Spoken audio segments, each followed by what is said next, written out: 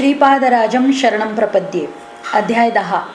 श्री नरसिंहस्वामींच्या विविध रूपांचे वर्णन. मी तिरुमलदासांचा निरोप घेऊन कुरवपूरकडे निघालो.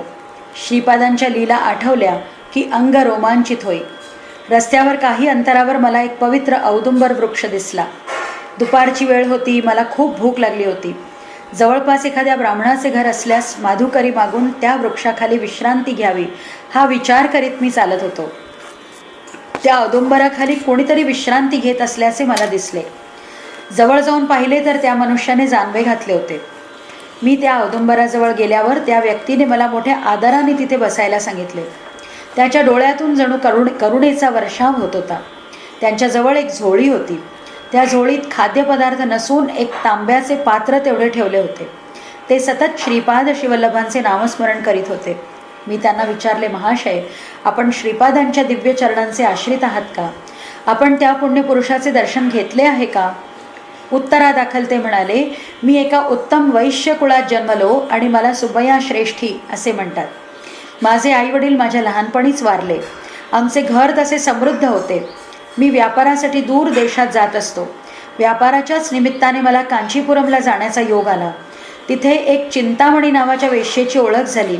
तिच्याबरोबर आईशारामासाठी मी बरेच धन खर्च केले. केरळ देशाच्या पालक्काड प्रांतातून एक बिल्वमंगल नावाचा ब्राह्मणही व्यापाराच्या निमित्ताने कांचीपुरमला येत असे. तो अरबी नागरिकांना सुगंधी द्रव्य विकून त्यांच्याकडून रत्ने आणि तुरंग म्हणजे घोडे विकत घेत असे. कधीकधी आम्ही दोघे मिळून हा व्यापार करीत असू. सम्राट आणि राजे महाराजे आमच्या जवळचे उच्च प्रजातीचे घोडे विकत घेत असत. आमचे दुर्दैव की आम्ही त्या वेश्येच्या संगतीने भ्रष्ट झालो. काही काळ त्या अरबांच्या बरोबर आमचा व्यापार व्यवस्थित चालला होता. पण नंतर त्या अरबांनी आमच्याकडून भरपूर किंमत घेऊनही निम्न प्रजातीचे घोडे आम्हाला दिले.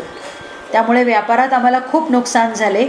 हे नुकसान होऊन आमची सगळी मिळकत गेली. पैसे संपले. माझी पत्नी या धक्क्यामुळे मरण पावली. मला एक मंदबुद्धी मुलगा होता. तोही अकाली मरण पावला. अरे बाबा, सर्व तीर्थांमध्ये श्रेष्ठ व प्रख्यात असे पादगया तीर्थक्षेत्र पीठिकापूर हे माझे मूळ गाव आहे. मी तर अज्ञानीच होतो. देवा ब्राह्मणांचा अपमान करीत असे.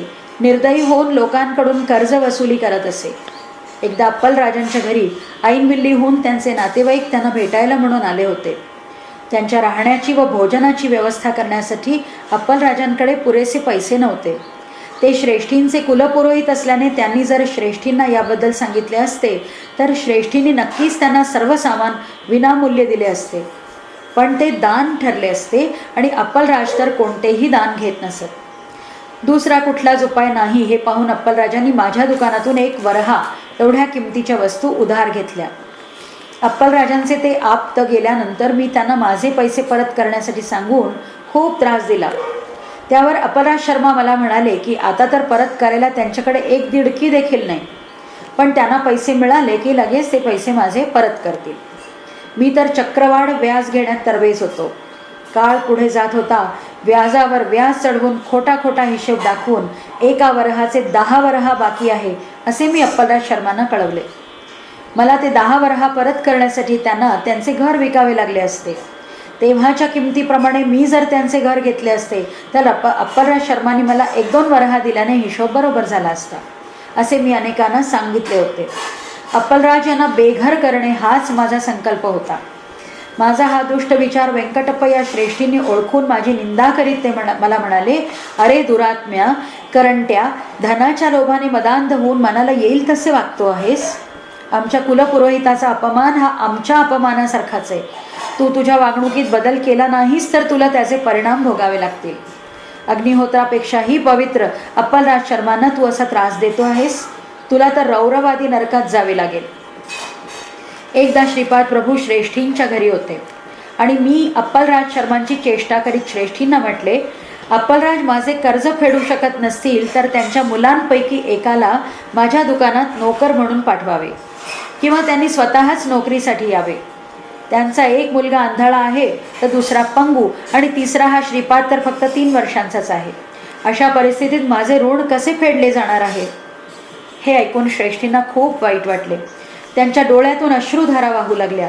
श्रीपाद प्रभू आपल्या इवल्याश दिव्य हाताने त्यांचे अश्रू पुसून त्यांना म्हणाले, आजोबा, मी असताना तुम्हाला भय कसले? हिरण्याक्ष व हिरण्यकश्यपू यासारख्यांचा संहार करणाऱ्या मला सुब्बय्याचे ऋण फेडणे काही कठीण आहे का? असे म्हणून माझ्याकडे वळून श्रीपाद म्हणाले, अरे चल, तुझ्या दुकानात जाऊ. तुझे कर्ज तर आता मीच फेडतो. दुकानात चाकरी करूनच हे कर्ज फेडणार, पण लक्षात ठेव, हे ऋण फिटल्यावर लक्ष्मी तुझ्याकडे राहणार नाही. यावर विचार कर. गर्वाने उन्मत्त आणि स्वभावाने दुष्ट असलेला मी लगेच श्रीपादांचे म्हणणे मान्य केले.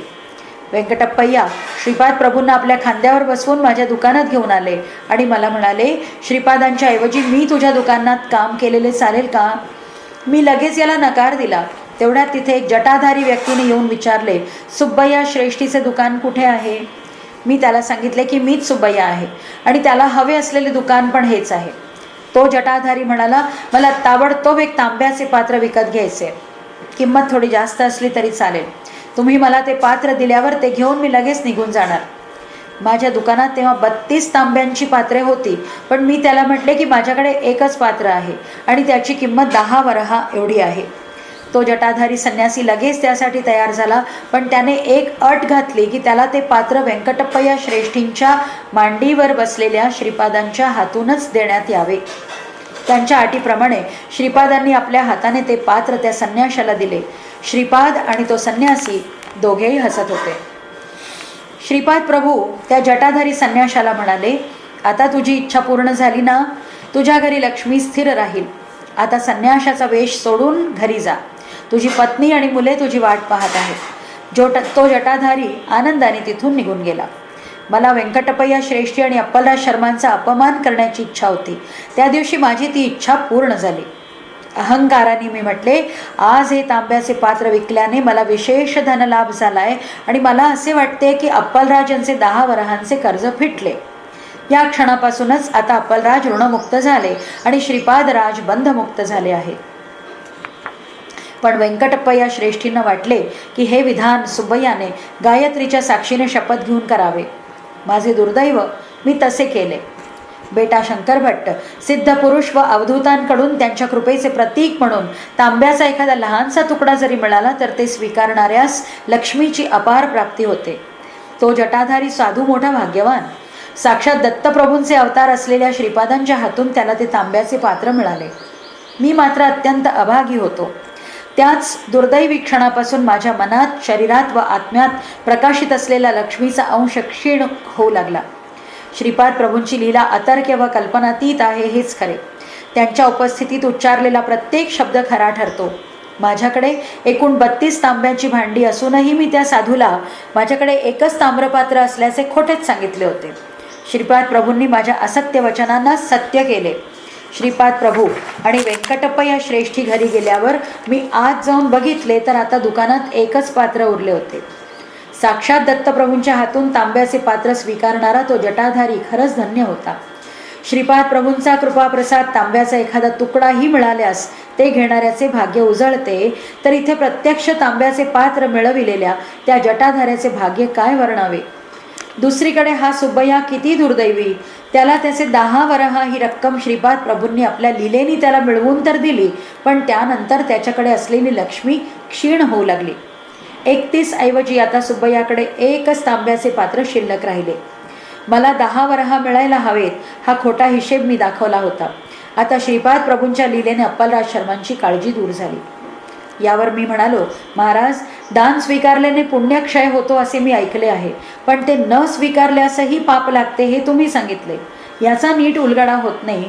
तसेच श्रीपाद स्वामी श्री दत्तात्रेयांचे अवतार आहेत असे म्हटले जाते. त्याचवेळी ते नरसिंहस्वामींचे अवतार आहेत, शंकराचेही अवतार आहेत असेही वेगळ्या पद्धतीने सांगितले जाते. शिवामध्ये अनुसूया तत्व अंतर्लीन कसे असू शकते हे मला लक्षात येत नाही. हे सर्व विषय सविस्तर समजवावे ही विनंती. तेव्हा सुब्बय्या श्रेष्ठी म्हणाले, अहो, आता तुम्हाला भूक लागली आहे. घरी आलेल्या याचकाला त्याच्या जातीपातीचा, कुळाचा विचार न करता आधी सुग्रास अन्न आणि प्यायला पाणी द्यावे असे श्रीपाद नेहमी आपल्या भक्तांना सांगतात. तरी आधी तुम्ही भोजन करा. जवळच पाण्याचा हौद आहे. कृपया शुचिरभूत होऊन या. तोपर्यंत मी केळीच्या झाडाची 2 पाने तोडून आणतो. आज हिरवे दोडके घालून वरण केले आहे, ते अत्यंत स्वादिष्ट असेल. मला हे ऐकून आश्चर्यच वाटले. त्या तांब्याच्या भांड्याशिवाय कुठलेही अन्नपदार्थ, भाजी, फळे यापैकी काहीही तिथे नव्हते आणि हे तर जेवणात दोडक्याचं वरण आहे असे सांगत होते.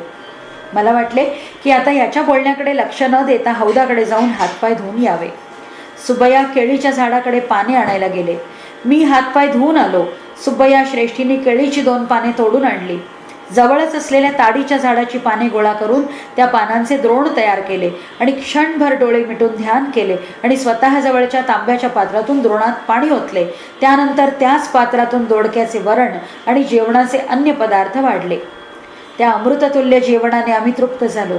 भोजनानंतर ते पात्र पूर्वीप्रमाणेच रिकामे राहिले. ही चमत्कारिक घटना मी विस्फारलेल्या नजरेने बघत होतो. शनिप्रदोष, शिवार्चनेचे फळ. सकल देवता स्वरूप श्रीपाद श्रीवल्लभ. शनी हा ग्रह कर्मकारक आहे.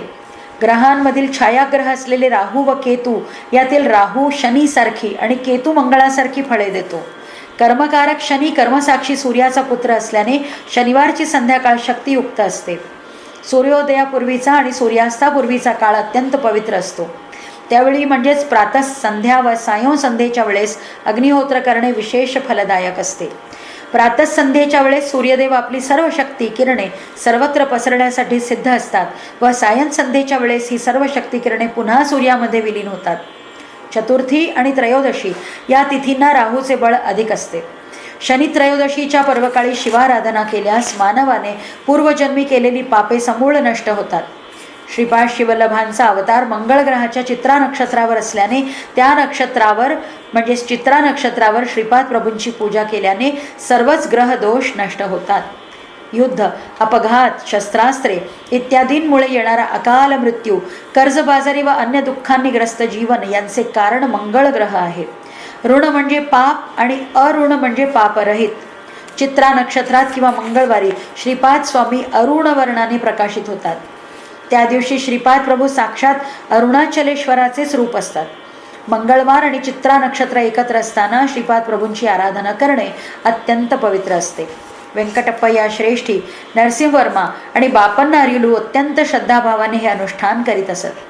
अखंड लक्ष्मी सौभाग्यवती सुमती महाराणी शिवस्वरूपात असलेल्या अनसूया महातत्वाचे ध्यान करीत. त्या महातपाचे फळ म्हणूनच श्रीपाद स्वामी अवतरले.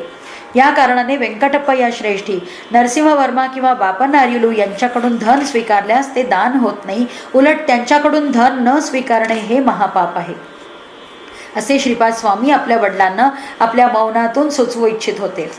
शंकरा, श्रीपाद प्रभू सर्व देवता स्वरूप आहेत. इतकेच नव्हे तर सर्व देवतांच्या पलीकडचे महान तत्व आहेत. त्यांचे दर्शन, स्पर्श आणि त्यांच्याशी संभाषणाचे भाग्य ज्यांना लाभले ते खरोखरच धन्य होत. सुब्बय्या श्रेष्ठी आता पुढे सांगू लागले, श्रीपादांनी अशा असाधारण पद्धतीने आपल्या वडिलांचे कर्ज फेडले. ही बातमी पिठिकापूर गावात वाऱ्यासारखी पसरली. केवळ 3 वर्षांच्या चिमुकल्या श्रीपादांनी अप्पलराजांना ऋणमुक्त केल्यामुळे अप्पलराजांच्या डोळ्यातून पुत्रस्नेहामुळे घळघळ अश्रुधारा वाहू लागल्या. सुमती महाराणी आपल्या लाडक्या मुलाला हृदयाशी घट्ट कवटाळून कितीतरी वेळे तन्मय अवस्थेत तशाच बसून राहिल्या. त्यांच्या घरी व्यंकटप्पय्या श्रेष्ठी, नरसिंहवर्मा, बापण्णा आले आणि मी पण गेलो. मी सर्व ज्येष्ठ वडीलधाऱ्या मंडळींसमोर सांगितले की अप्पलराज शर्माचे ऋण फेडले गेले आहे. ते आता ऋणमुक्त आहेत. परंतु अप्पलराजांना हे पटले नाही. अप्पलराज म्हणाले, कोणीतरी एक जटाधारी येतो, तुला 10 वरहा देऊन तुझ्या दुकानातून एक तांब्याचे भांडे विकत घेतो, त्याने माझे कर्ज फेडणे कसे शक्य आहे? त्यावर त्या विषयावर चर्चा होऊन मोठ्या रसपूर्ण क्रिया प्रतिक्रिया झाल्या. बापण्णा यांनी श्रीपाद प्रभूंना विचारले, तुला माहिती आहे का की तो जटाधारी कोण होता? त्यावर श्रीपाद म्हणाले, तोच काय, मला सगळ्याच संन्याशांबद्दल माहिती आहे. श्रीपाद स्वामींचे स्वरूप. बापण्णा अरियुलूंनी श्रीपादांना म्हटले, तू 3 वर्षांचा बालक असून गोष्टी तर मोठमोठ्या लोकांच्या सारखा करतोस. तू सर्वज्ञ आहेस काय? यावर श्रीपाद प्रभू म्हणाले, मी 3 वर्षांचा आहे असे तुम्हाला वाटते. मला तसे वाटत नाही. माझे वय अनेक लाख वर्षांचे आहे. मी या सृष्टीच्या आधी होतो आणि प्रलयानंतरही राहणार. नवीन सृष्टीची उत्पत्ती होत असतानाही राहील. सृष्टीची उत्पत्ती, स्थिती आणि लय माझ्याशिवाय होणे शक्य नाही. सृष्टीत होणाऱ्या सर्व व्यवहारांना मी साक्षी असतो. यावर बापन्नारे म्हणाले, श्रीपादा, लहान मुलाला वाटले की मी चंद्रमंडळात आहे, तर केवळ त्याच्या असे वाटल्याने तो चंद्रमंडळात खरेच असणे शक्य आहे का? प्रत्यक्ष अनुभव पण असायला हवा ना. सर्वज्ञता, सर्व व्यापकत्व, सर्व शक्तिमत्व ही फक्त त्या जगन्नियंत्यांची लक्षणे आहेत. यावर श्रीपाद प्रभूंनी सांगितले, मी सर्वत्र सर्व काळात असलेले आदितत्व आहे. आवश्यकतेप्रमाणे त्या त्या प्रसंगी मी त्या त्या ठिकाणी व्यक्त होतो. साकार नसूनही एखाद्या विशिष्ट ठिकाणी माझे अस्तित्व नाही असे होत नाही. जीवांच्या अन्नमय, प्राणमय, मनोमय, विज्ञानमय व आनंदमय कोशात मीच असतो. या पंचकोशांच्या सर्व क्रिया माझ्या अस्तित्वामुळेच होत असतात. विशिष्ट कोशात माझ्या उपस्थितीची जाणीव करून दिल्यासच तुम्हाला माझ्या अस्तित्वाची जाणीव होते, पण मी माझ्या अस्तित्वाची जाणीव न करून दिल्यास मी त्या कोशात नाही असे होत नाही. मी सर्वव्यापी आहे. समस्त ज्ञान विज्ञान माझ्या चरणी लीन होते. माझ्या केवळ संकल्पाने समस्त सृष्टी उत्पन्न झाली. मी सर्व शक्तिमान आहे, यात नवलते काय? यावर अप्पलराज शर्मा म्हणाले, बाळा, अगदी लहानपणापासूनच तू आमच्यासाठी एक कोडे आहेस. तू सतत म्हणतोस की मी दत्तप्रभू आहे व नृसिंह सरस्वती या नावाने मी पुन्हा अवतरित होणार आहे. लोकांची प्रवृत्ती ही कावळ्यासारखी असते. त्यांच्या मते तुझ्या या गोष्टी म्हणजे तुझ्या मनाची चंचलता, कावेबाजपणा, ढोंगीपणा आणि मूर्खपणा आहे. अरे बाळा, आपण ब्राह्मण आहोत. शास्त्राने सांगितलेला धर्मकर्माचा मार्ग आचरणे हेच आपले कर्तव्य आहे. या पलीकडे जाऊन आम्ही ईश्वराचे अंशावतार आहोत, दिव्य व्यक्ती आहोत असे म्हणणे म्हणजे आपला केवळ अहंकार आहे असेच लोक मानतात. यावर श्रीपाद प्रभू म्हणाले, बाबा, तुम्ही म्हणता ते मी अमान्य करीत नाही, परंतु जे सत्य आहे ते लोकांना सांगायला हवेच ना. माझ्या दुधाच्या प्रश्नाची 4 लोकांमध्ये चर्चा झाल्यामुळे माझी छान करमणूक झाली. पंचमहाभूतांना साक्षी ठेवून सत्य सांगण्याची परिस्थिती यावी आणि मी दत्त नाही असे म्हटले तर मला असत्य भाषणाचा दोष लागणार नाही का? नभोमंडळातील सूर्याला तू सूर्य नाही असे म्हटल्यास तो सूर्य राहणार नाही का? किंवा त्याची जागा दुसरा कोणी घेऊ शकतो का? बाबा, सत्य हे सदैव देशकालाने अबाधित असते. आपले पीठिकापुरातील ब्राह्मण मला देहधारी मानव समजून माझ्या मनुष्यत्वाचा अनुभव घेत आहेत. तसेच मी पण माझ्या सर्वज्ञत्व, सर्व शक्तिमत्व, सर्वांतर्यामित्व इत्यादी शक्तींनी युक्त श्री दत्ततत्वाचा अनुभव सतत तुम्हाला देतो. एकामागून एक युगे बदलतील, अनेकदा अनेक विश्वे सृष्टी, स्थिती व लय या अवस्था चक्रातून जातील, परंतु मी साक्षात दत्त नाही असे होणारच कसे? यानंतर बापनाचार्युलू म्हणाले, श्रीपादा, तो जटाधारी आपल्या इथून निघून गेल्यावर सुब्बय्या श्रेष्ठींकडे 31 पात्रांपैकी एकच पात्र शिल्लक राहिले. तू काही चमत्कार करून उरलेले पात्र अदृश्य केलेस की काय? यावर श्रीपाद प्रभूंनी सांगितले, घडणाऱ्या प्रत्येक घटनेमागे काल व कर्माप्रमाणे कोणते ना कोणते कारण अवश्य असते. कारणाशिवाय कार्य होणे शक्य नाही. हा प्रकृतीचा अनुल्लंघनीय नियम आहे. हे सुब्बय्या पूर्वजन्मी एका जंगल प्रदेशातील दत्तदेवतेचे पुजारी होते. जंगलामध्ये दत्त दर्शनासाठी येणारे लोक कमीच. या सुब्बय्यांच्या मनात स्त्रीलोलुपता प्रबळ झाली. तशात हा तिथे परंपरागत असलेली प्राचीन व मोठ्या आकाराची दत्तमूर्ती विकण्याचा विचार करीत होता. त्याने ती मूर्ती विकून ते पैसे आपल्या रखेलीसाठी खर्च केले आणि लोकांना ती दत्तमूर्ती चोरी झाल्याचे सांगितले. हा आता आलेला जटाधारी संन्यासी म्हणजेच पूर्वजन्मातील त्या लौकिक व्यवहारात गुंतलेला सोनार होता, ज्याने ती दत्तमूर्ती याच्याकडून घेऊन धनाच्या आशेने वितळविली. या जन्मी तो जन्मदरिद्री झाला. या उलट अनेक वर्षे दत्तमूर्तीची पूजा केल्याच्या पुण्याईने त्या पुजाऱ्याचा जन्म सुब्बय्याचा एका सधनश्रेष्ठ कुळात झाला. पूर्वीच्या जन्मी दत्तमूर्ती वितळवून त्याची 32 तांब्यांची भांडी बनवून विक्रय केलेला सोनार नृसिंहदेवाची आराधना करीत असे. ही तांब्याची भांडी नृसिंहदेवतेच्या मूर्तीच्या समोरच घडवली गेली. दैवी संकल्पाने नृसिंहाचे 32 अंशावतार त्या 32 ताम्रपात्रात प्रविष्ट झाले. त्या स्वर्णकाराला या जन्मात त्याच्या पूर्वजन्माचे ज्ञान होऊन त्याने अनन्य भक्तिभावाने माझी सेवा केली व आपले दारिद्र्य दूर करण्यासाठी त्याने अंतःकरणपूर्वक माझी प्रार्थना केली. प्रसन्न होऊन मी त्याला दर्शन देऊन पीठापुरमला माझ्या हस्ते ताम्रपत्र घ्यायला सांगितले होते. त्याचप्रमाणे सुब्बय्या श्रेष्ठींना 10 वरहा देऊन मला ऋणविमुक्त करायला सांगितले होते. माझ्या आदेशाचे पालन करून तो कृतार्थ झाला. अशा अतर्क्य पद्धतीने त्याचा आर्थिक प्रश्न सोडविण्याचा आशीर्वाद मीच त्याला दिला होता.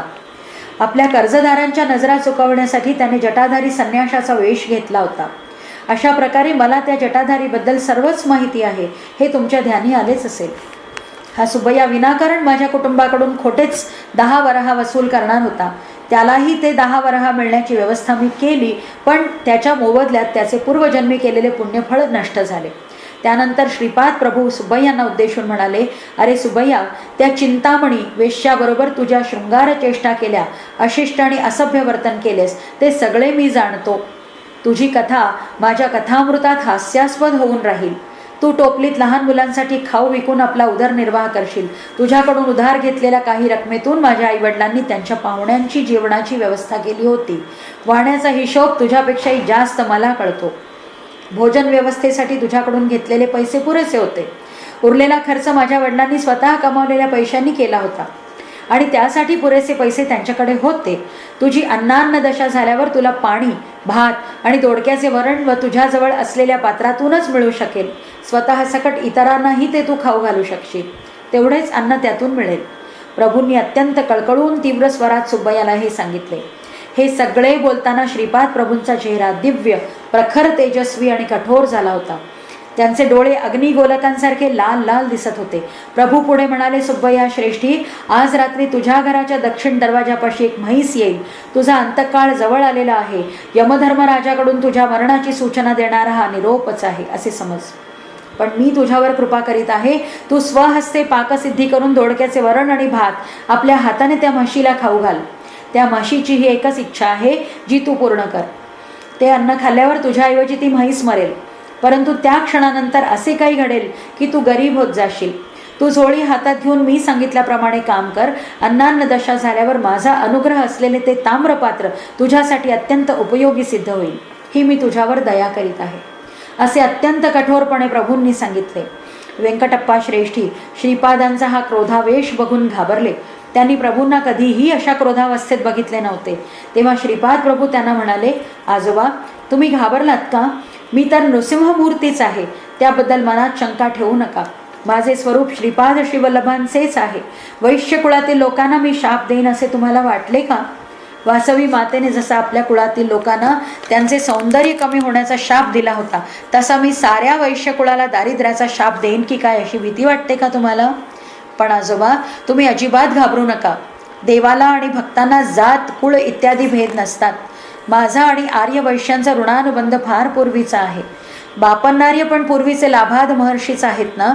मी तुम्हाला एक वर देत आहे.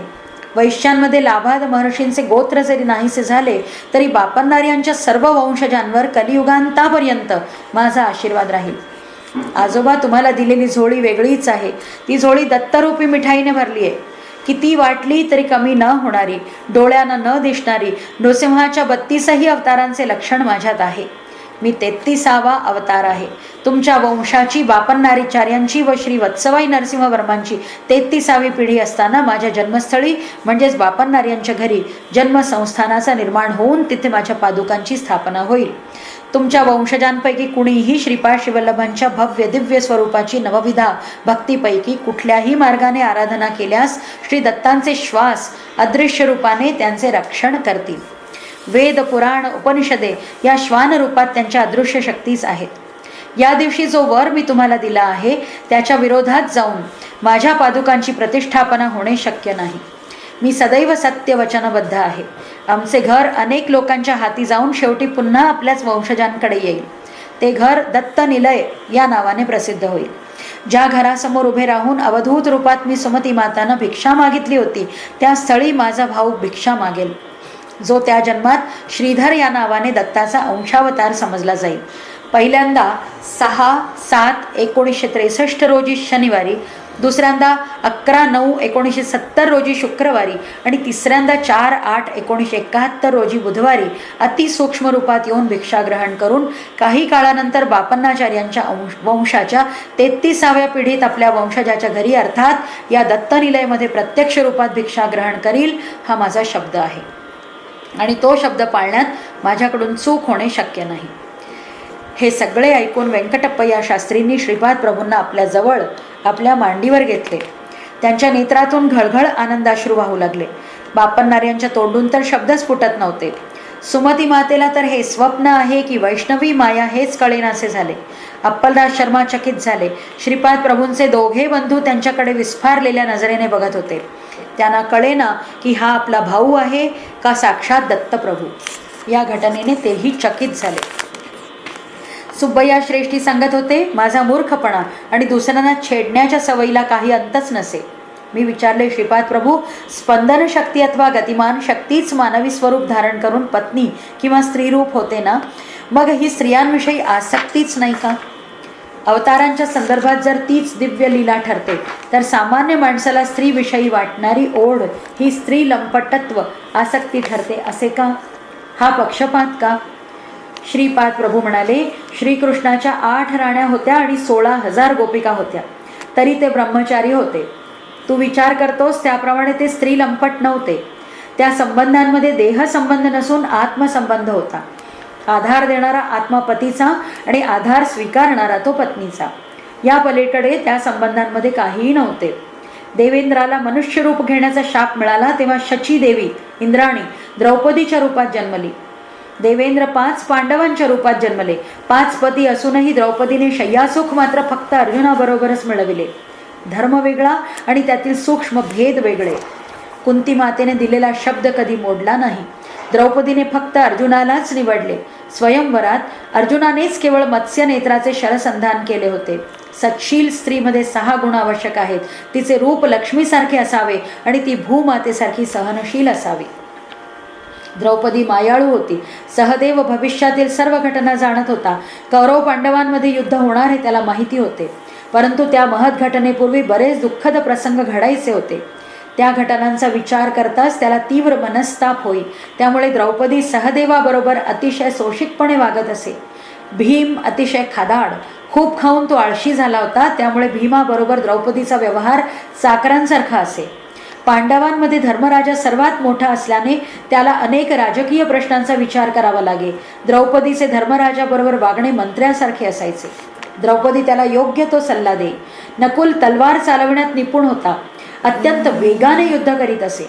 नकुल पावसाच्या 2 बिंदूंमधून तलवार ओली न होऊ देता सफाईने तलवारीचा वापर करीत असे. युद्धकलेत प्रावीण्य मिळविण्यासाठी फार परिश्रम करत असल्याने त्याला भूक लागत असे. द्रौपदी त्याला रुचकर आणि पौष्टिक पदार्थ करून वाढत असे. द्रौपदीचा व्यवहार नकुलाबरोबर अशा आईसारखा असे जी आपल्या बाळाला न मागता त्याच्या आवडीचे पदार्थ करून घालते. रंभेहूनही सरस वैवाहिक रतिसुख देऊन त्याला आनंदात ठेवीत असे. 5 पती असूनही धर्माचे उल्लंघन न करता तिने शय्यासुख मात्र अर्जुनालाच दिले. सुब्बय्या श्रेष्ठी, तुझी रखेल चिंतामणी हिने तुझ्याबरोबर बिल्वमंगल आणि इतर अनेकांना शरीर सुख दिले. काळ आणि प्रारब्धवशात चिंतामणी आणि बिल्वमंगल यांची आणि तुझी भेट होईल जेव्हा ते गुंटूर प्रदेशात मंगलगिरीच्या पानकाल नृसिंहस्वामींच्या दर्शनासाठी जातील.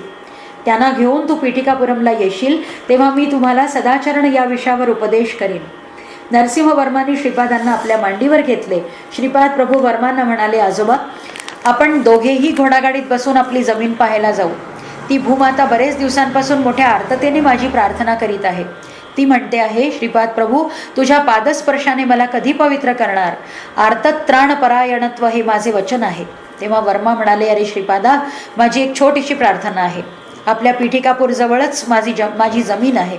तिथे एक लहानसे गाव वसवून गावकऱ्यांकडून शेती करून घ्यावी. गावकऱ्यांना अत्यल्प दरात शेती करायला जमीन देऊन जमिनीच्या व्यवहाराची देखरेख करायला तुला कर्णम पद, पटवारी पद द्यायचा विचार आहे. परंतु सध्या ऐनविल्लीचे कर्णम पद आपल्याकडे आहे ना? यावर श्रीपाद प्रभू हसून म्हणाले, आजोबा, तुम्ही तुमच्या जमीनदारीचा विचार तर केला, पण माझ्या जमीनदारीचे काय? मला हे अजिबात मान्य नाही. तुम्ही आधी सांगितले की ग्रामाधिकारी म्हणून मी काम पाहावे. या घटनेने इतिहासात केवळ हीच नोंद होईल की घंडीकोटा श्रीपाद शिवल्लभ राज शर्मा अमुक एका गावचे कर्णम होते. परंतु जे कर्णम पद, जे कुलकर्णी प्रमुख पद मी भूषविणार आहे ते विश्वात्मक आहे. त्याचा हिशेब माझ्याकडेच असणार. मला दररोज त्याप्रमाणे कोट्यानुकोटी पुण्यराशींच्या, हिऱ्यांच्या व अलंकारांच्या व्यापाराच्या उलाढालींचा हिशोब ठेवायचा आहे. विश्वकुंडलिनीला धक्का देणे, हलवणे हे माझ्या अवताराचे प्रयोजन आहे. माणसाप्रमाणेच प्रत्येक गाव, शहर व तीर्थक्षेत्रांची ही कुंडलिनी असते. सांध्र सिंधू वेद जाणणाऱ्यांनाच हे योग रहस्य कळू शकते. पीठिकापुरमची कुंडलिनी बापनार्युलू, व्यंकटप्पय्या श्रेष्ठी व वत्सवाई यांच्या 33व्या पिढीत जागृत होऊ शकते. सध्या काय घाई आहे?